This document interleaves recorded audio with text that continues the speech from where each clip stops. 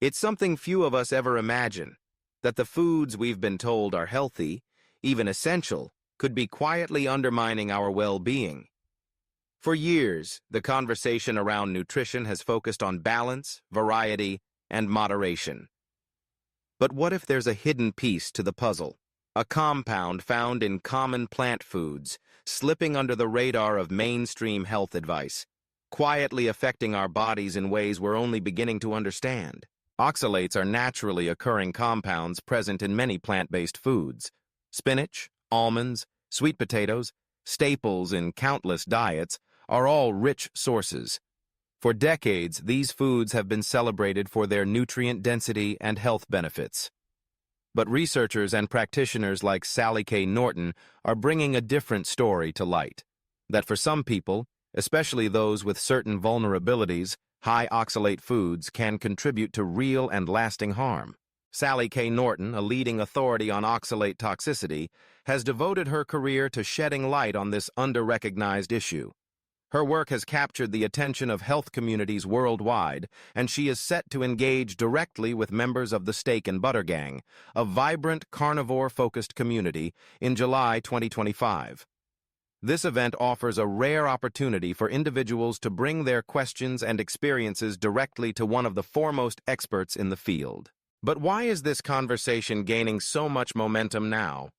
The answer lies in the growing body of evidence that oxalates, when consumed in excess, can accumulate in our tissues over time. These tiny crystals can become embedded in bones, joints, the thyroid gland, and even the brain.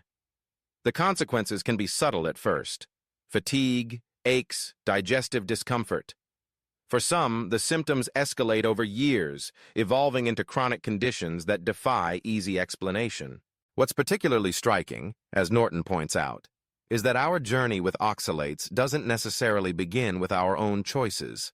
Many of us may enter the world with oxalate already in our systems, passed from mother to child during pregnancy. This early start can set the stage for lifelong challenges, especially if a high oxalate diet continues unchecked. And yet mainstream medicine has largely overlooked this connection. The research is still catching up, and the mechanisms are complex, but the lived experiences of thousands are pushing this topic to the forefront. One of the most profound insights from recent years is the recognition of the gut's central role in overall health. The gut isn't just a digestive organ, it's a command center for the nervous system and the immune system. When oxalates accumulate, they don't just irritate the gut lining, they can disrupt the delicate balance of our entire system. Some people, after years of unexplained symptoms, find relief only after drastically reducing oxalate intake. For others, the journey involves unlearning decades of dietary advice and navigating a sometimes rocky path toward recovery. It's a process that can take time, sometimes 2.5 to 3 years, before the body begins to clear deeper stores of oxalate. This phase can be challenging, even frightening, as old symptoms flare and new ones emerge. It's not something a simple probiotic or supplement can fix. The process requires patience, support, and often expert guidance. This is precisely why communities like the Steak and Butter Gang have become so essential.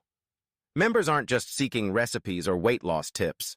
They're searching for answers, for camaraderie, and for guidance from those who have walked the same path. With regular meetings, daily check-ins, and access to a roster of credible experts, Sally K. Norton among them, members can navigate the complexities of dietary change with confidence, and the results are tangible. People who have spent years on antidepressants, struggling with mood and motivation, are discovering that the root of their distress may have been lurking in the foods they trusted most. By identifying and removing high oxalate foods, some are finally finding relief. Not just physically, but mentally and emotionally as well. It's a radical shift in perspective. The idea that foods celebrated for their supposed health benefits could be the culprits behind chronic, mysterious illnesses is a hard pill to swallow. But as Sally K. Norton emphasizes, the science is evolving, and we ignore these findings at our peril. The stakes are high: crystals in the bone marrow, the thyroid, the brain. Chronic pain, autoimmune reactions, and neurological symptoms that defy conventional explanation. For those who are committed to a carnivore lifestyle, the insights are especially relevant. Many people turn to carnivore diets to escape the pitfalls of plant toxins, but even then, the process of oxalate clearing can be intense. The support of a knowledgeable community, coupled with direct access to experts, can make all the difference. The upcoming event with Sally K. Norton is more than just a Q&A. It's a chance to engage with the latest research, to hear firsthand accounts of recovery, and to ask the questions that matter most. Alongside her, other experts such as Dr. Boz, Dr. Chafee, Dr. Kiltz, Dr. Baker, and Dr. Elizabeth Bright will be on hand, each bringing their own perspective and experience to the table. But the real value lies in the day-to-day connections, the encouragement, the shared stories, the practical advice. Whether you're just beginning to explore the carnivore path or you've been on the journey for years, the resources available, 24/7 support, comprehensive recipes, and ongoing challenges offer a framework for lasting change. Ultimately, the message is clear. Transformative health doesn't happen in isolation. It's built on knowledge, on community, and on the willingness to question what we think we know. If you're ready to take control of your health, to explore the impact of oxalates, and to connect with others who share your goals, now is the time. As we continue to unravel the mysteries of nutrition and chronic disease, the importance of informed choice and proactive support has never been greater. The journey isn't always easy, but with the right guidance and a committed community, it's possible to reclaim your health, your energy, and your life. For all the new faces joining us, whether you're a recent convert to carnivore or an ex-vegan finding your way, it's great to have you here. My journey is probably not what you'd expect from someone who has spent decades obsessed with health. Since kindergarten, I was the kid who wanted to do everything right. Eat my greens, avoid junk, and listen to every piece of advice about nutrition. That curiosity led me to Cornell University, where I dived into nutrition science, determined to master the art of healthy living. But, as it turned out, following all the mainstream rules led me down a path that would challenge every belief I had about food and health. In my early 20s, things started to unravel. I was eating what everyone said was the healthiest way, plenty of vegetables, whole grains, nuts, and beans. I did everything by the book. But instead of thriving, my health took a nosedive. I began experiencing relentless fatigue, joint pain, and eventually severe arthritis. My mobility deteriorated so much that I ended up in a wheelchair. I had to take a hiatus from Cornell for 4 years, unable to keep up with daily life, let alone my studies. 30 years passed in a blur of doctor visits, missed opportunities, and a constant struggle just to be comfortable in my own skin. During this time, simple things became impossible. I couldn't stand for long without specially designed shoes. Exercise and dancing were out of the question. I faced a barrage of health issues, arthritis, chronic fatigue, sleep disorders, and even major surgeries. I underwent a hysterectomy and grappled with the emotional and physical toll of never feeling rested, no matter how much I slept. It took a sleep study to reveal that my brain was waking up 29 times every hour, robbing me of any real rest. It was a relentless cycle. No matter what I tried, my health only seemed to get worse. Every aspect of my life was affected. The state of my health influenced who I married, where I could live, what jobs I could pursue, and even what degree I ultimately earned. The bitter irony was that my dedication to eating healthy was at the root of it all. All those salads, nuts, and so-called superfoods weren't healing me. They were quietly undermining my well-being. For years, I couldn't make sense of it. I wasn't alone.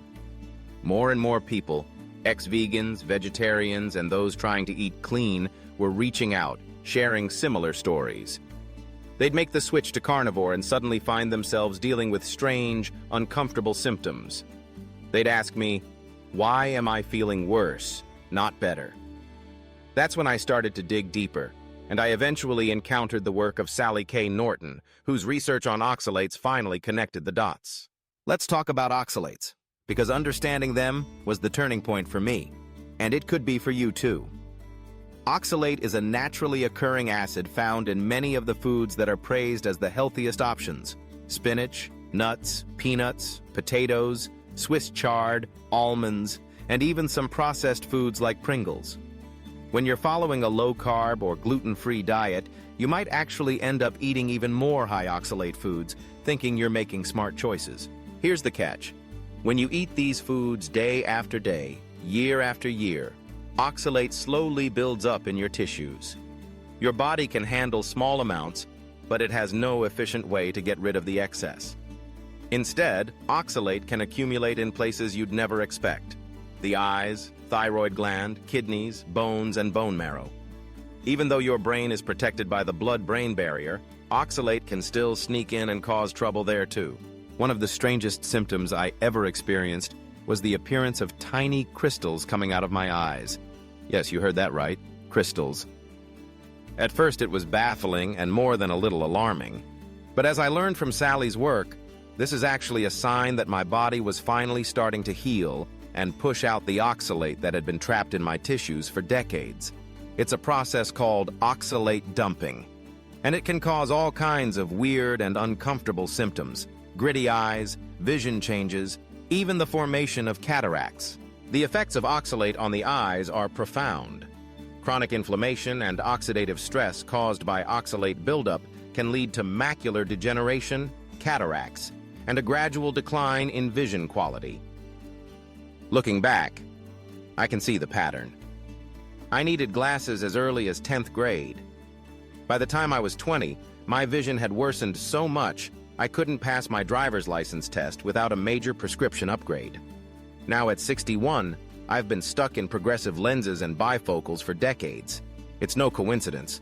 Oxalate was silently damaging my eyes all along, and it doesn't stop there.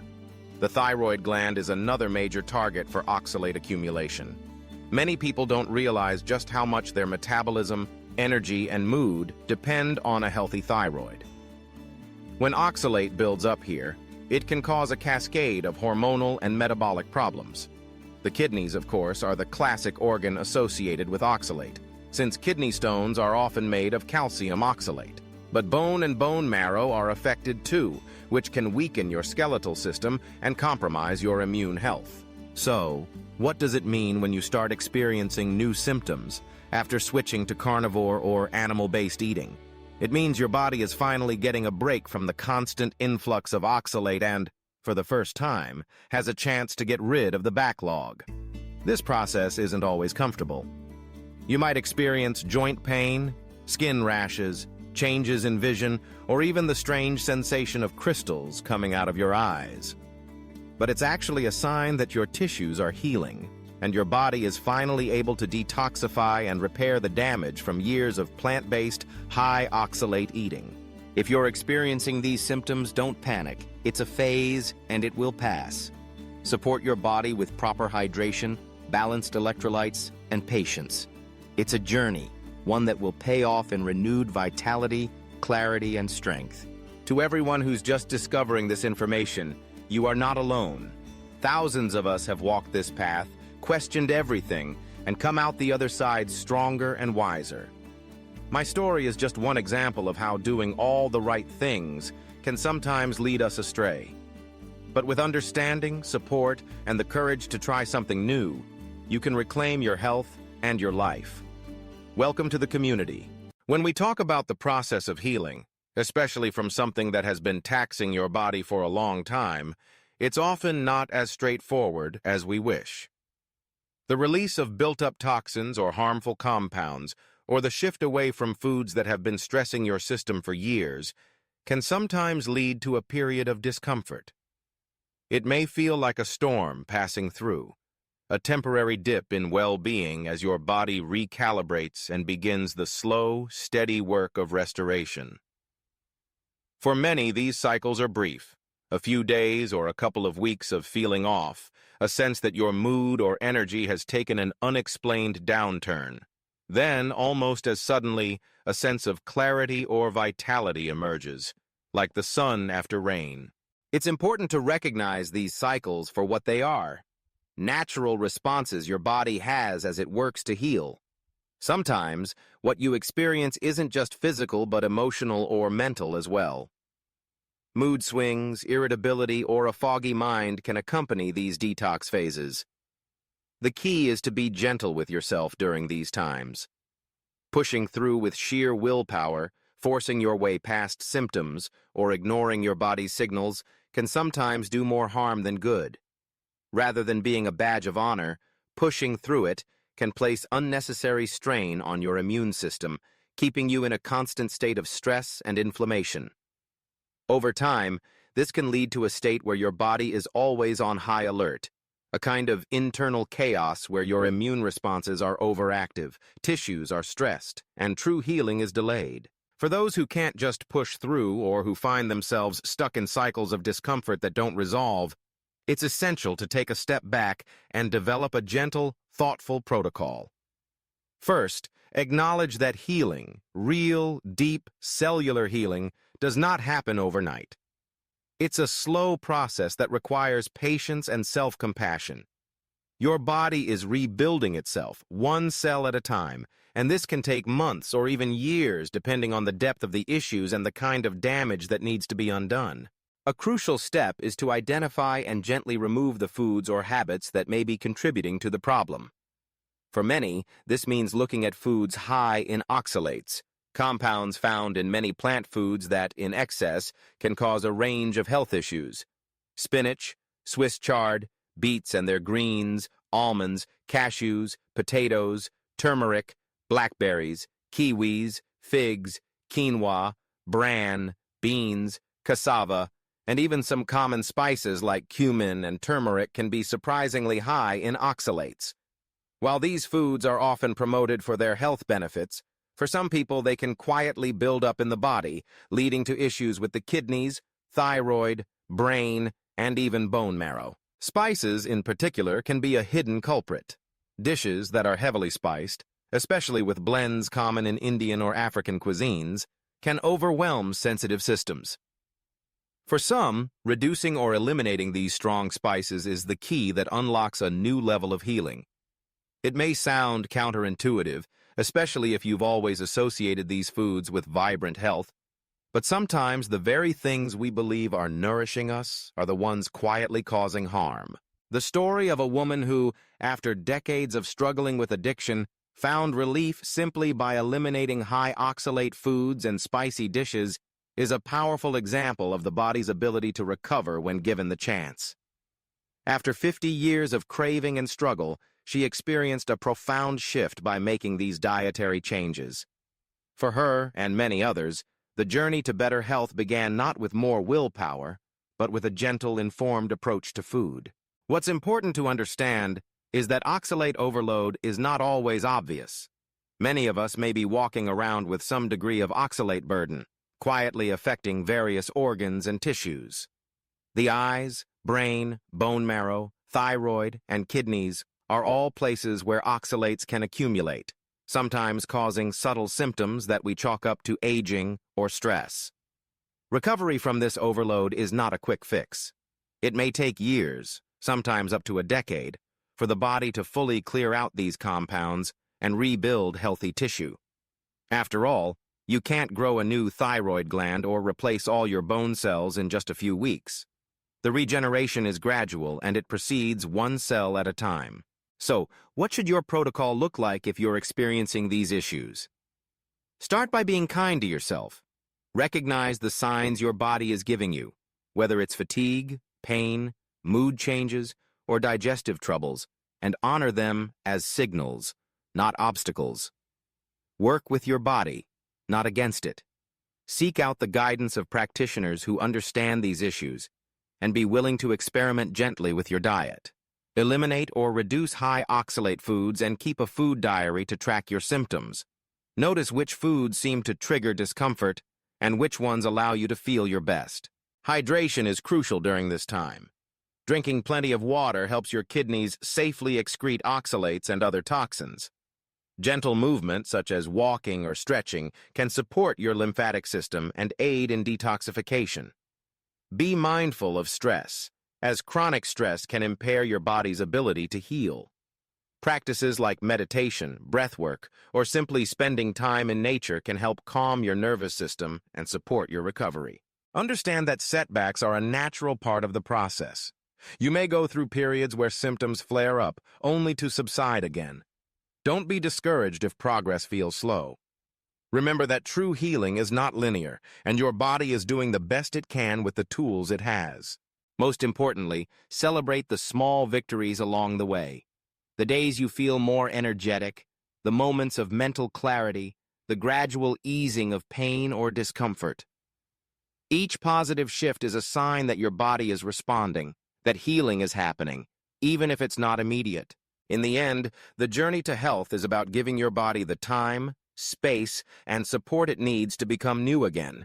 It's about learning to listen deeply, to trust the process, and to know that with patience and care, transformation is not only possible but inevitable. One cell, one day, one gentle step at a time.